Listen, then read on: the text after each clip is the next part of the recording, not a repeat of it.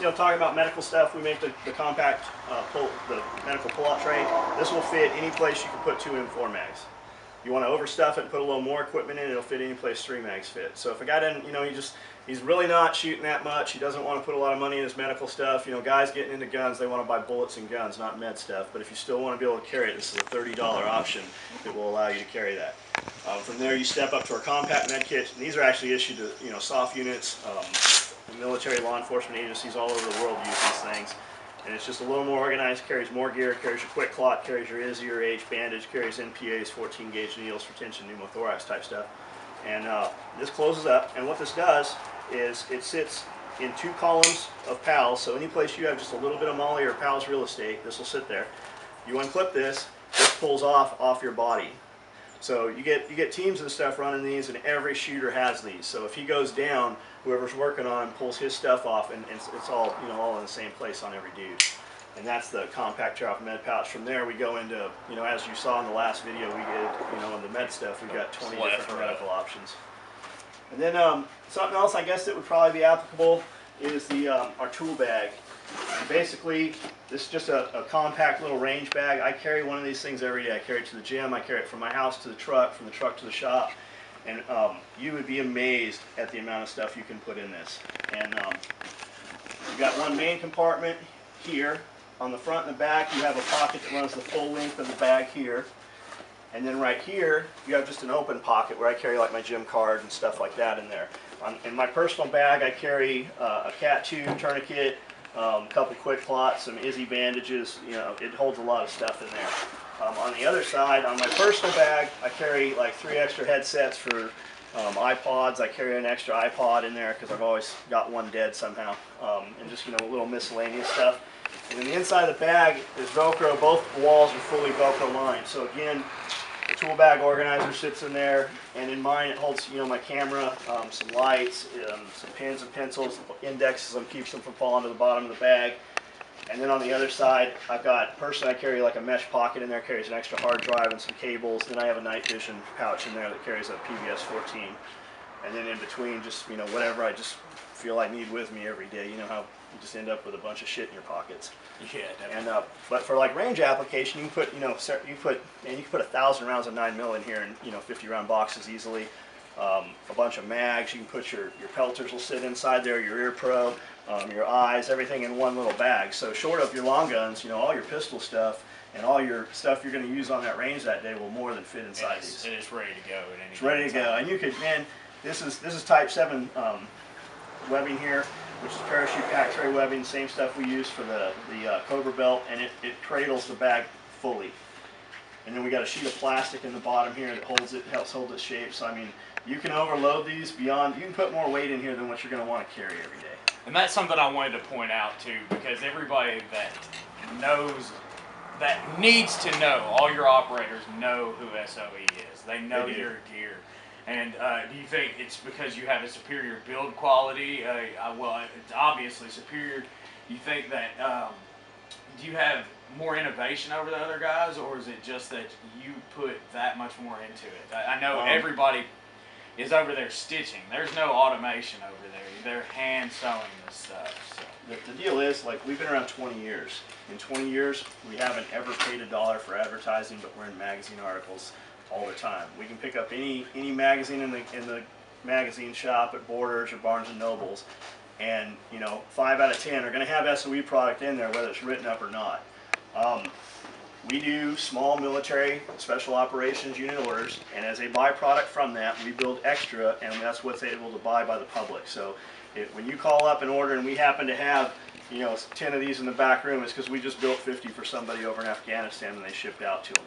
Our stuff has a lifetime warranty. It's designed and it's built so that we don't have to ever exercise that warranty. Short of melting this on fire into a small ball of melted nylon, you're not going to destroy this thing. We don't ever get shit back in here for repair because it fell apart. If it's been cut, or it was literally, we've had shit cut off of dudes when they've been hit, and we'll repair that shit. But it doesn't ever come in for failure.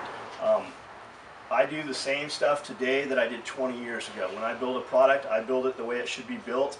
It's not built with this needs to be $10 or this needs to be $20. We build stuff the way it should be built, and when the dust settles, what it costs is what it has to cost.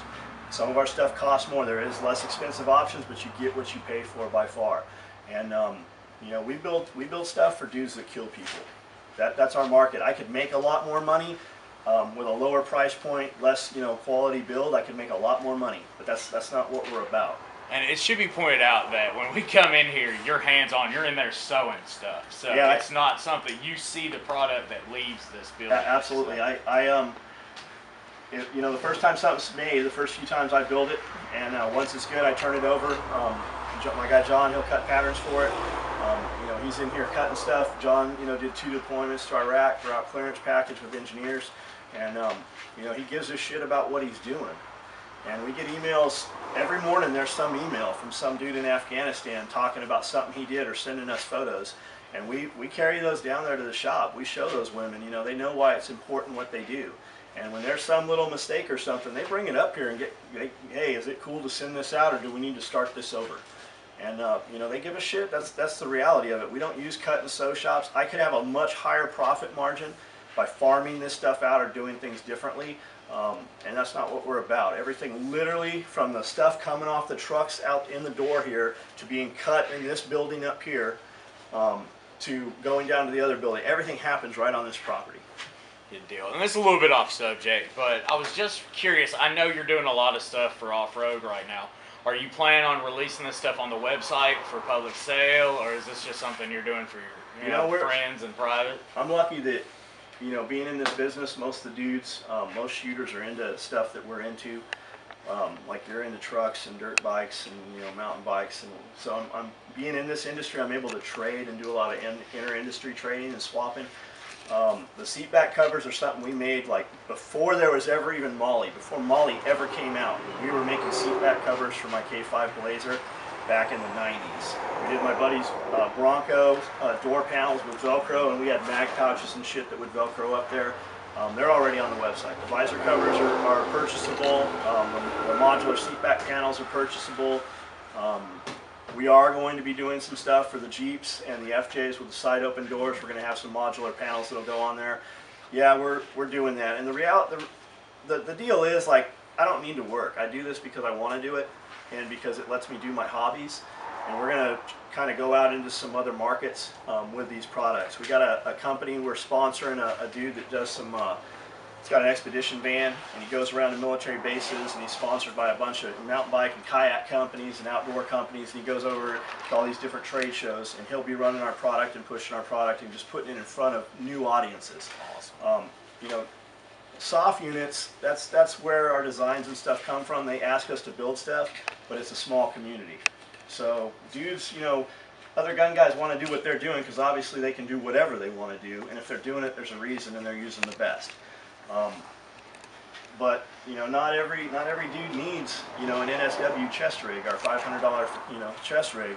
We sell few of those in comparison to how many dudes have visors in their cars, like the visor covers. So we are going into some different markets. To answer your question, yes. Good deal. Well, I want to thank John for having us out again, and go to his site and check it out. You definitely find several things you can't live without.